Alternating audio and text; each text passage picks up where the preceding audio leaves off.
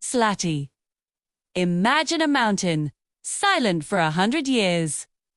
A silent giant, a sleeping titan, its slopes covered in cooled lava flows that now host a quiet, unassuming ecosystem. For a full century, it gave no sign of the immense power it held within. No smoke whispered from its peak. No unusual heat radiated from its rocky flanks. It offered no warning, no hint of the cataclysmic event to come. It was simply a part of the landscape, a landmark so constant and unchanging that it blended into the background of daily life for all creatures living in its shadow. People built homes nearby, farmers tilled the soil, and wildlife thrived. All under the watchful gaze of what they believed was a dead mountain. On a morning that began like any other, under a clear, pale blue sky, a single white dove descended. Its feathers were a stark, brilliant contrast against the dark, weathered stones of the mountain's base. It landed gracefully, its tiny feet pattering softly as it began its search for food. It pecked among the quiet stones, looking for seeds or insects, completely unaware that it was standing on the edge of a monumental transformation. The air was still, the world was peaceful, and the only sound was the gentle cooing of the dove and the distant rustle of leaves in the breeze. Then it happened. A tremor, subtle at first, a slight vibration that shook the ground beneath the dove's feet. It paused, head cocked, sensing the disturbance. A moment of stillness, and then the ground trembled again, this time with more force, a shudder that ran through the very bones of the earth. The dove, startled, hopped nervously, its instinct telling it something was deeply wrong.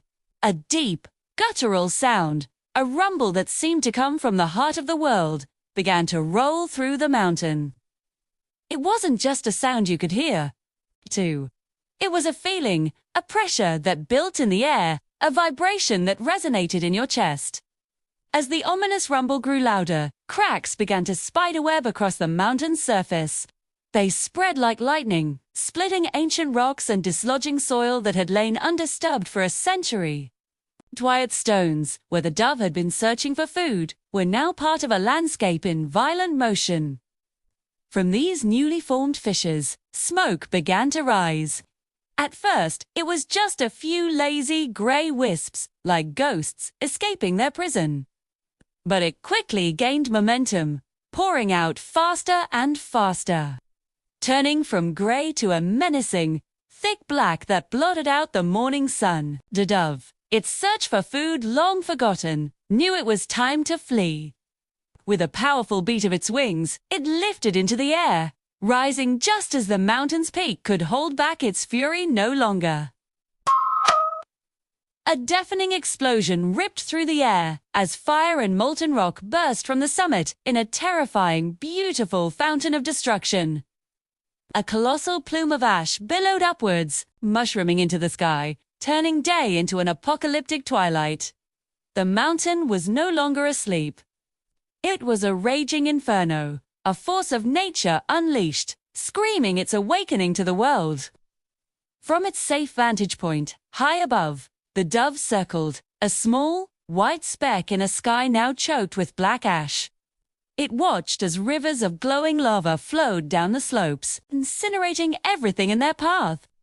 The green valleys and quiet forests it knew were being consumed, erased, and reborn in fire. The land was changing forever, reshaped in a matter of minutes by a power that had been building for 100 years. The dove watched this incredible, terrifying display of creation and destruction for a moment longer. A silent witness to the earth's raw power, sing. With the old world gone behind it, it turned and flew on, soaring towards the horizon in search of a new, quieter place.